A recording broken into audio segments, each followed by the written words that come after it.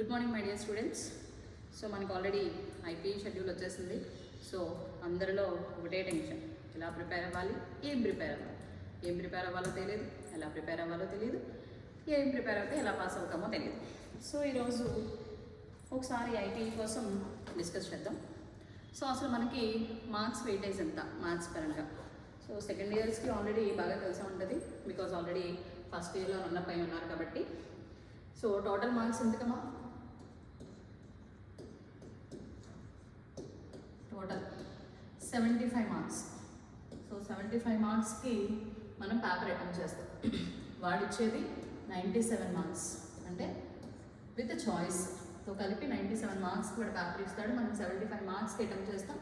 So అందులో మళ్ళీ pass mark ఎంత? పాస్ మార్క్ ఎంత కదా? 27. సో అవుట్ ఆఫ్ 75 27 మార్క్స్ వస్తే పాస్ అయిపోతాం. బట్ కొంతమందికి ఆ 27 మార్క్స్ కూడా ఎలా రావాలో తెలియదు, ఏం రాయాలో తెలియదు. సో ఒకసారి చూడండి, 7 మార్క్స్ మనకి ఎన్ని ఉంటాయి అందులో? 7 మార్క్స్ 7 ఇస్తాడు. క్వశ్చన్స్ 7 అటెంప్ట్ చేయాల్సింది. So we need to attempt 5 questions. So 2 questions are choice and 4 marks. 4 marks 7. ఎన్ని ఇస్తాడు? క్వశ్చన్స్ 7 ఇస్తాడు. There also we need to attempt 5. So ఇక్కడ 35. Here we have 20 and 2 marks. 10 questions we need to write 10. So there is no choice for that. So total 20 marks. So on our price grand total 75 మార్క్స్కి paper మనం attempt చేస్తాం. So 75 మార్క్స్లో ఈ 27 రావాలంటే దీంట్లో ఎలా distribute చేయాలి? లేదు, 75 అవుట్ ఆఫ్ 75 రావాలనుకునే వాళ్ళు ఎలా డిస్ట్రిబ్యూట్ చేసుకోవాలి?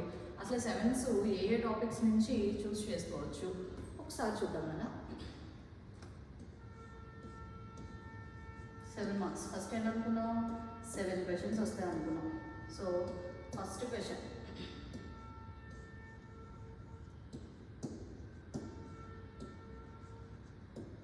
Theory of equations. So theory of equations నుంచి ఒక 7 వస్తుందన్న. సో థియరీ ఆఫ్ ఈక్వేషన్స్లో ఏమేమి ఉంటాయి, దాంట్లోంచి 7s ఎలా తీస్తాడు అనేది మాట్లాడదాం. సో థియరీ ఆఫ్ ఈక్వేషన్స్ నుంచి మనకి 2 exercises ఉన్నాయి. So first exercise and second exercise. Second ఎక్సర్సైజ్లో క్లాస్ క్వశ్చన్స్ ఉన్నాయి, క్లాస్ 1, క్లాస్ 2. రఫ్లీ we have 6 questions. Out of that question we might have 1 for the IP. Otherwise first exercise నుంచి there also we have if the roots are in AP, if the roots are in GP or else something questions we have. On average రఫ్లీ we have 15 questions from theory of equations. From that 15 questions we'll get 1 from the IPE, which will be what? 7 marks. Next, second one, De Moivre's.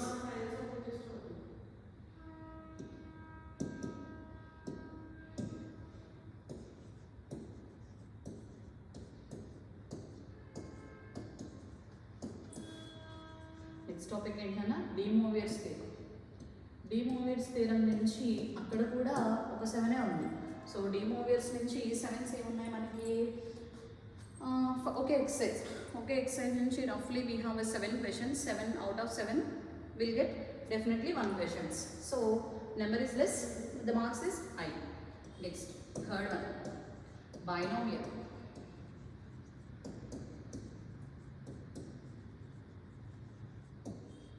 Binomial theorem నుంచి 2 7s ఉన్నాయి నాకు.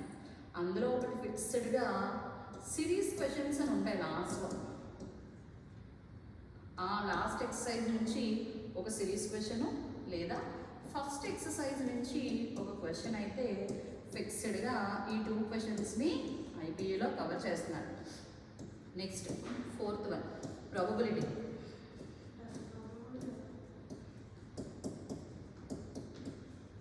Probability నుంచి ఒక 7 ఉంది నాకు. So ప్రాబబిలిటీలో ఒక 7 అనేది మనకి ఎలా కవర్ అవుతుంది అంటే థీరమ్స్ ఉన్నాయి కదా. సో థీరమ్స్ నుంచి కవర్ అవుతుంది.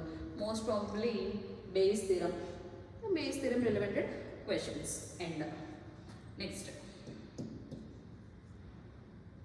random variables.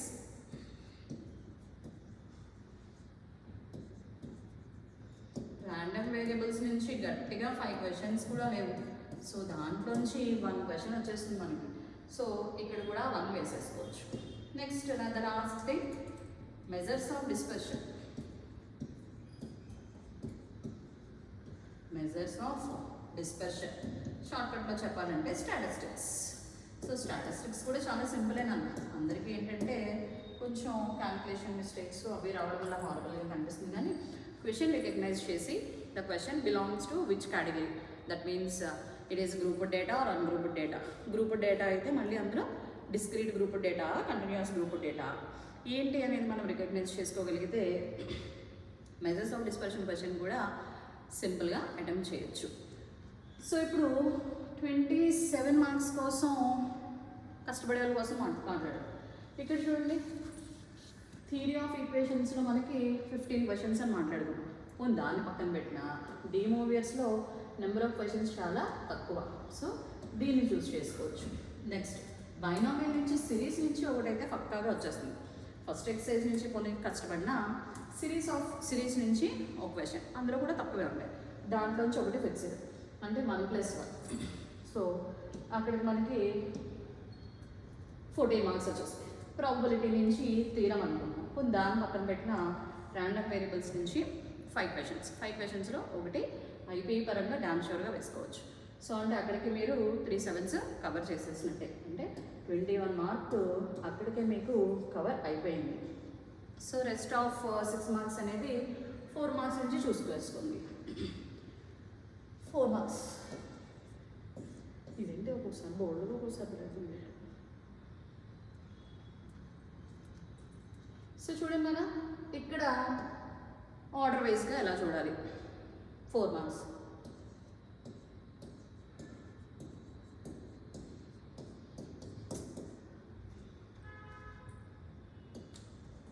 Quadratic equations.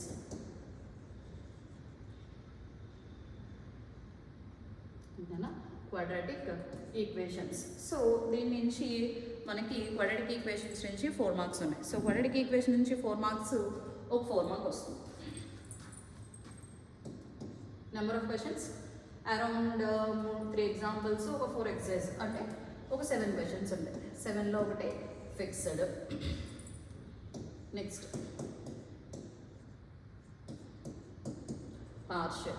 Partial నుంచి ఒక క్వశ్చన్, అందులో కూడా నెంబర్ ఆఫ్ క్వశ్చన్స్ తక్కువే.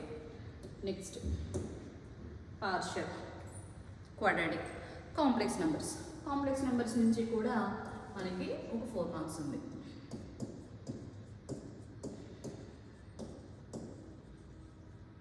కాంప్లెక్స్ నెంబర్స్ నుంచి ఎన్ని 4 మార్క్స్ ఉన్నా ఒక 4 mark question. And similarly permutations and combinations and probability, P and C. P and C నుంచి ఎన్ని ఉన్నాయినా 2 ఉన్నాయి. సిమిలర్లీ ప్రాబబిలిటీ,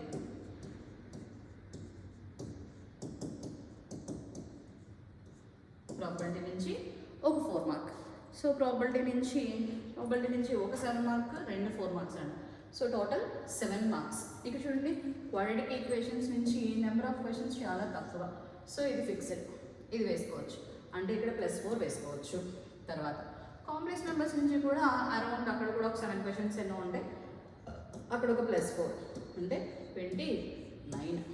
అంటే మనం ఏమేమి చేయాలి, డిమోవియర్స్, ప్రాబబిలిటీ, బైనామియల్ నుంచి series questions, random variables. So probability పక్కన పెట్టేసిన De Moivre's, series and random variables, quadratic equations, complex numbers. So ఈ జస్ట్ ఆ 5 టాపిక్స్ నుంచి చూస్ చేసుకుంటే మనకి 29 మార్క్స్. ఒకటి అటు ఇటు పోయినా 28 మార్క్స్. అంటే ఈజీగా సింపుల్గా ఐపీఈ పరంగా పాస్ అయిపోవచ్చు. బికాజ్ మీకు సెకండ్ ఇయర్, మీరు మళ్ళీ ఫర్దర్గా ఇటు వెళ్ళాలనుకున్నా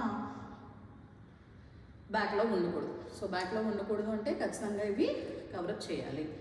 అండ్ 7 మార్క్స్ కోసం మాట్లాడుకునే వాళ్ళు కూడా, 75 మార్క్స్ కోసం మాట్లాడుకునే వాళ్ళు కూడా చాయిస్ లేకుండా రాయాలి. అంటే మెజర్స్ ఆఫ్ డిస్పర్షన్ కూడా, విచ్ మీన్స్ స్టాట్ కూడా ప్రాక్టీస్ చేయాలి. అండ్ 2 మార్క్స్కి వచ్చినప్పటికీ కవర్ యువర్ టెక్స్ట్ బుక్.